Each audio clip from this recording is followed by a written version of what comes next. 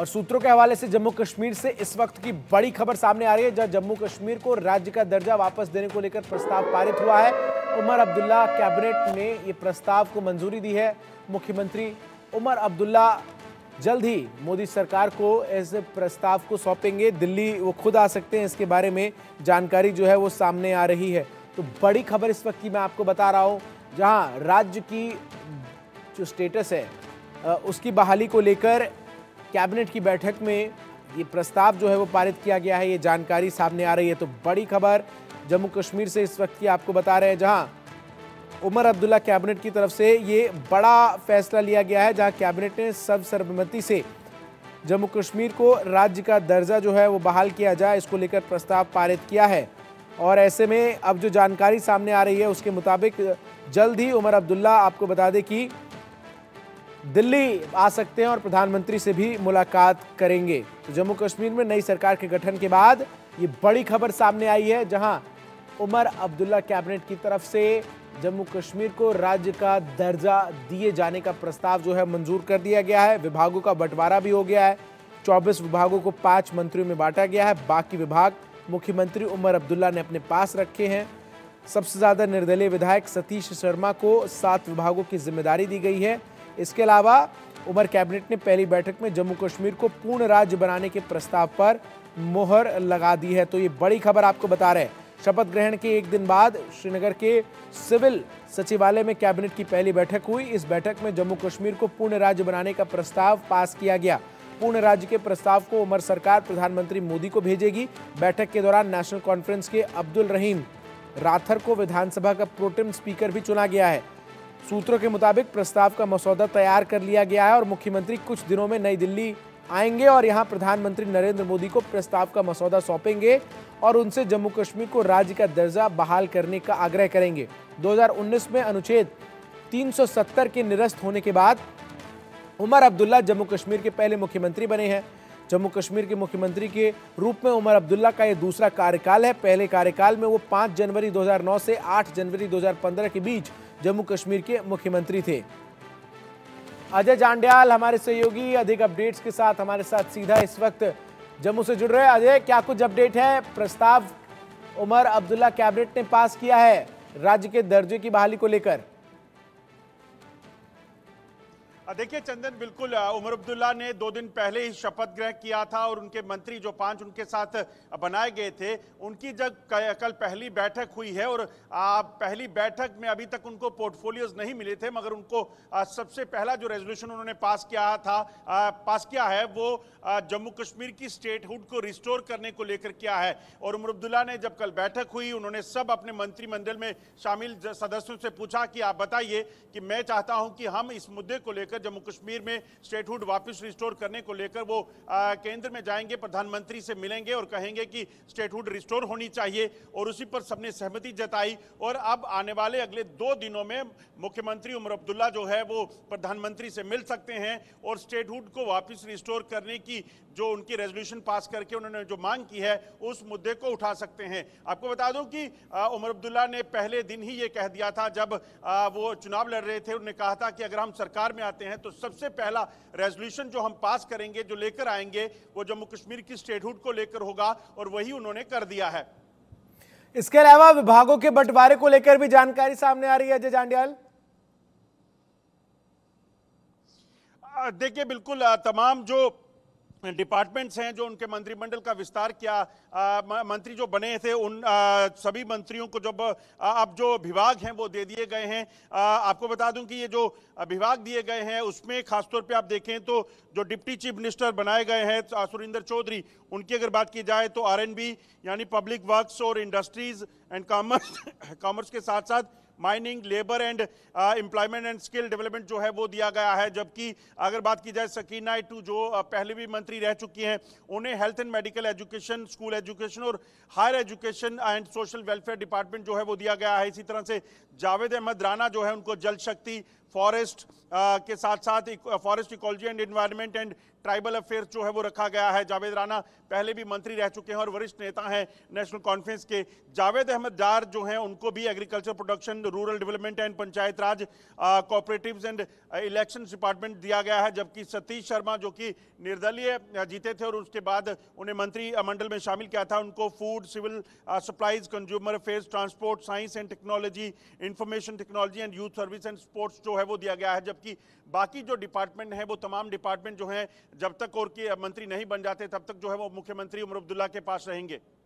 बिल्कुल, तो ये बड़ी अपडेट सामने आ रही है और अजय जांडियाल, जानकारी ये भी सामने आ रही है कि जल्द ही उमर अब्दुल्ला जो है वो दिल्ली भी आ सकते हैं। प्रधानमंत्री नरेंद्र मोदी से मुलाकात करने का कार्यक्रम जो है वो उनका माना जा रहा है, समय मांग लिया गया है इसको लेकर। देखिए बिल्कुल आप सही कह रहे हैं। जो जानकारी है अगले 2 से 3 दिनों में उमर अब्दुल्ला जो हैं जो जम्मू कश्मीर के नए मुख्यमंत्री बने हैं वो इसी मामले को लेकर जो स्टेटहुड रिस्टोरेशन की बात है उसको लेकर जो है वो दिल्ली जाएंगे और प्रधानमंत्री से मुलाकात करेंगे।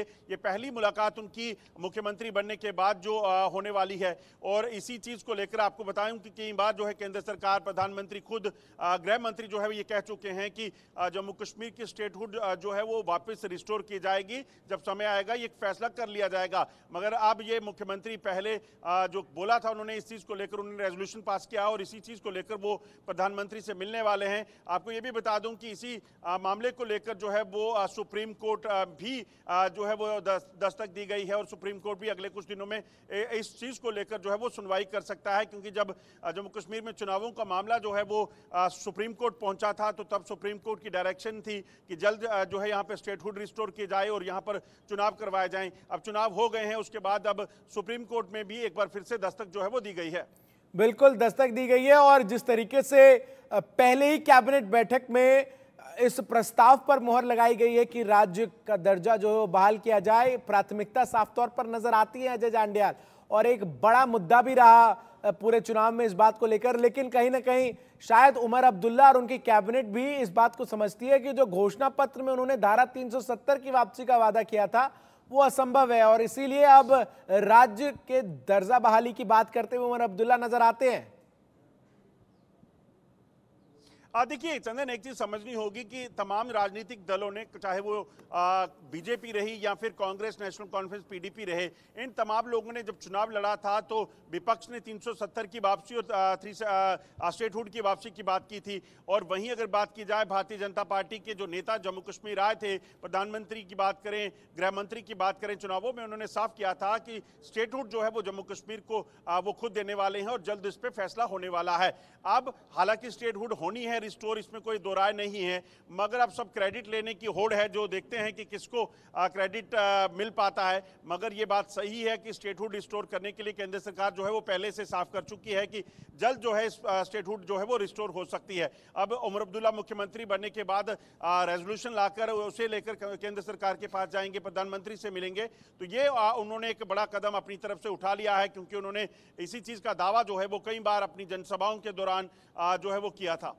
एक और अहम सवाल अजय जांडियाल यहां पर यह नजर आता है, जिस तरीके से अब जम्मू कश्मीर में उमर अब्दुल्ला ने शपथ ले ली है और लगातार हम देख भी रहे हैं काफी एक्टिव भी, और केंद्र के साथ लगातार अच्छे और बेहतर संबंध की वकालत वो करते हुए नजर आ रहे हैं। और प्रधानमंत्री ने शपथ के बाद उन्हें बधाई भी दी, उन्होंने भी प्रधानमंत्री का शुक्रिया अदा किया। कहीं ना कहीं उमर अब्दुल्ला इस बात को समझते हैं कि अगर जम्मू कश्मीर में जो तमाम चुनावी वादे उन्होंने किए हैं उसे पूरा करना है तो सेंटर के साथ ऐसे रिलेशन होने चाहिए जिसमें कोई भी टकराव की स्थिति ना हो। देखिए बिल्कुल, उमर अब्दुल्ला ने जब शपथ ली थी उसके बाद उन्होंने लगातार इस तरह के स्टेटमेंट्स दिए थे कि वो केंद्र सरकार के साथ जो है एक अच्छे ताल्लुकात चाहते हैं ताकि वो मिलकर जो है वो जम्मू कश्मीर में काम कर सकें। इस चीज़ को वो भली भांति जानते हैं, क्योंकि पुराने राजनेता है, पहले भी मुख्यमंत्री रह चुके हैं, केंद्रीय मंत्री रह चुके हैं कि जम्मू कश्मीर में अगर सरकार चलानी है, तरक्की करनी है, जो फंड चाहिए, जो पैसा चाहिए, वो केंद्र सरकार से आएगा। केंद्र सरकार के मदद के बिना जम्मू कश्मीर में किसी भी चीज को मुमकिन करना उनके लिए आसान नहीं होगा। उससे पहले की बयानबाजियां एक राजनीतिक बयानबाजियां इसलिए मानी जाएंगी क्योंकि उन्हें जम्मू कश्मीर में चुनाव लड़ना था और केंद्र में बैठी बीजेपी के खिलाफ अगर चुनाव लड़ना है तो कहीं ना कहीं उनको उन्हीं के खिलाफ जो है बयानबाजियां करनी थी। मगर आप देखें तो बिल्कुल यू टर्न जो है उन्होंने जब चीफ मिनिस्टर बने तो लिया। तो वो जरूरत है मौके की नजाकत को वो भलीभांति जानते हैं और इसी चीज को लेकर जो है वो उनकी स्टेटमेंट्स को ऐसा देखा जा रहा है। केंद्र सरकार की तरफ से भी, प्रधानमंत्री की तरफ से भी ये कहा गया है कि वो पूरे तरीके से कोशिश करेंगे कि जम्मू कश्मीर में बेहतर जो तरक्की की जो उन्होंने शुरुआत की है, यहाँ पर शांति हुई है, तमाम चीज़ें जो हो रही हैं उन चीज़ों में उसे कंटिन्यूटी में बनाया जा सके, उसे रखा जा सके और स्टेट गवर्नमेंट के साथ जो है वो मिलकर काम करेंगे। अभी जो स्टेटहुड का मसला है उसके पीछे की रणनीति जो उमर अब्दुल्ला की है वो साफ है। आप देखिए स्टेटहुड जब है यहाँ नहीं रिस्टोर हुआ है तब तक कहीं ना कहीं तमाम जो फैसले लिए जाएंगे उमर अब्दुल्ला सरकार द्वारा, उसके लिए उनको पहले केंद्र सरकार से या फिर ये कहेंगे कि एलजी प्रशासन से उनकी अनुमति लेनी होगी। कोई भी फैसला होता है, कोई भी चीज़ वो करते हैं तो उसके लिए अप्रूवल के लिए पहले वो एलजी के पास जाती है। और अगर स्टेटहुड होगा तो यकीनन उनके पास जो पावर्स हैं वो पूरे तरीके से आ जाएंगी और वो चीज़ें अपनी मनमर्जी से कर सकते हैं क्योंकि उनको मेजॉरिटी जो वोट शेयर है या फिर सीट्स हैं वो जम्मू कश्मीर की हासिल हुई हैं। तो इसीलिए उनकी कहीं ना कहीं कोशिश ये कि स्टेटहुड रिस्टोर हो जाए, उस चीज़ को लेकर कवायद चल रही है। और दूसरी आप चीज़ देखें तो अभी अगर यूनियन टेरिटरी के अंदर देखा जाए तो सिर्फ 9 मंत्री उनके मंत्रिमंडल में होंगे, मगर स्टेटहुड रिस्टोर होने के बाद वो आंकड़ा जो है वो 10% से बढ़ के 15%। ये तो तब होगा ना जज जांडियाल जब पूर्ण राज्य का दर्जा दिया जाएगा। यही मेरा अगला सवाल था। आपके सूत्र क्या कह रहे हैं? क्या जम्मू कश्मीर को पूर्ण राज्य का दर्जा दिया जाएगा या फिर जम्मू कश्मीर को राज्य का दर्जा तो मिलेगा लेकिन वह दर्जा दिल्ली जैसा कुछ होगा? और जैसा कि हम दिल्ली में अक्सर देखते हैं एलजी और चुने हुए मुख्यमंत्री के बीच टकराव की खबरें सुर्खियां बटोरती हैं, तो क्या जम्मू कश्मीर में भी वैसी परिस्थितियां नजर आ सकती हैं? देखिए दिल्ली जैसा तो नहीं कहूंगा, मगर पौंडीचेरी मॉडल जो है वो जम्मू कश्मीर में पहले से लगाया जा चुका है। यूनियन टेरिटरी विद स्टेट जो है वो हो चुकी है। मगर आप जब पूर्ण स्टेटहुड रिस्टोर करने की मांग जो उठ रही है उस चीज़ पे देखना होगा कि ये कब तक आ पाएगी। क्योंकि देखिए होगा क्या, जब उमर अब्दुल्ला जीते हैं तो वो अपने सभी मंत्रियों को जो है वो मंत्री पद नहीं दे सकते या फिर ये कहेंगे कि सिर्फ 9 ही मंत्री बना सकते हैं। स्टेटहुड मिलने के बाद वो आंकड़ा जो है वो 15 से पहुंच जाएगा। वहीं अगर बात की जाए तो मिनिस्टर ऑफ स्टेट्स बनाए जाएंगे, उसमें वो कई लोगों को एकोमोडेट कर सकते हैं। कई ऐसी कॉरपोरेशन हैं जिनके चेयरमैन, उनको वाइस चेयरमैन जो है उन्हें बनाने का मौका मिलेगा। इसके साथ साथ अगर आप देखें तो जम्मू कश्मीर में पहले जो है वो काउंसिल हुआ करती थी, विधान परिषद हुआ करती थी और उस विधान परिषद को भंग कर दिया गया जब यहाँ पर से 370 हटी और उसके बाद ये यूनियन टेरिटरी बना। तो अगर फिर से वापस फुल स्टेटहुड मिलता है तो उनके पास एक प्रोविजन ये भी बन जाता है कि वो यहाँ पर विधान परिषद बना सकते हैं।